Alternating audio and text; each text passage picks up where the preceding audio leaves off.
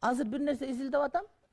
Пайгамбар алейхиссалам хадистеринде келет, кыямат жакын калганда эркектер азайып, аялдар көбөйөт. 23 аялга bir эркек туш келет деп. Бул каяктан келет билесиңерби? Эркектер азайып көбөйөптөн эмес. Эркектик касиет барган сайын азайып атат. Эркектер жана тестостерон деген азайып атат, барып отуруп, эркектердин касиет азаят. Барып эркек деген бала төрөлбөй да калат, урматтуу бир тууганым. Анткени биздин жашоо тартибибиздин бардыгы эркектер жашоо образын бузуп койду. Азыр үйлөнгөндөрдүн 3төн 2синде жыныстык мамиле жок дейт үй бүлөдө. Эмнеге дегенде ушундай проблема пайда болду дейт. Ошол барган сайын көбөйөт дейт. Анткени жашоо образ бузулду, даватка чыкмай, жок педал жамат, жок башка жок, эч ким баспайт. Бардыгы зона комфортто жүрөт, бардыгы эртең менен башка кылат, кыймылдабайт, анан барып отуруп, буттар иймеген, эчтекеге жарабаган эркектердин бир армиясы пайда болуп баштап атат дейт да.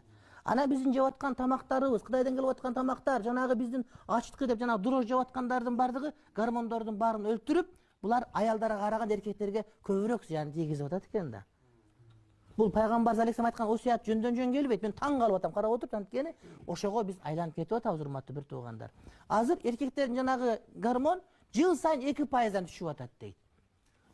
Мен bir Polşalık окуп атсам айтат, жыл сайын ушундан, анткени биздин жеп аткан тамак аштар, биздин туура эмес азыктанган, биздин туура эмес жүргөнүбүз, ичип аткан сууларыбыз, ал эмес жанагыдай бакалашка, жанагыдай ичип аткан жана бакалашка ичиген суу эркектердин гормонуна кадимкидей тестасын тийгизет экен. Көрдүңөр, урматтуу бир туугандар. Ошон үчүн жана пайгамбардын сүннөтүн бекем карманып, багымдыкка басып барып, мисалы үчүн башка болуп, же болбосо сакал коюп, же ошого нерселердин бардыгы. Ал эмес өтө эле кырынып, өтө эле таза болуп, бардыгын эме кылып, жанагыдай бир кыйын жана француз болуп кеткендер бар го. Ошентип жасана берүү өзү дагы эркектик касиет азайтып коет экен. Пайгамбар алейхиссалам күнүгө сакалын тараган эмес дегени эркек кичине эркектей болуш керек дейт. Биягында эле карап, биеринде эле карап, жарым сантиметрдин бардыгын карай берсе, бул барып азайып барып жанагыдай нарак окшошуп кала турган болот экен. Кудайым ошо ошон үчүн сакал коюш керек, сүннөт болуш керек, эркек өзүнүн адеби менен жүрүш керек, аял өзүнүкү менен жүрүш керек, эркектин косметикасы бөлөк, катындыкы бөлөк. Ошонун бардыгына биз маани бериш керек. Мындан 20 жыл мурдагы жок проблема азыр пайда болуп баштап атат. Эгер ушундай кете турган болсо, анда бир балким 500 миллион жылдан кийин эркектердин азыркыда составы калбай калат деп айтып атышат.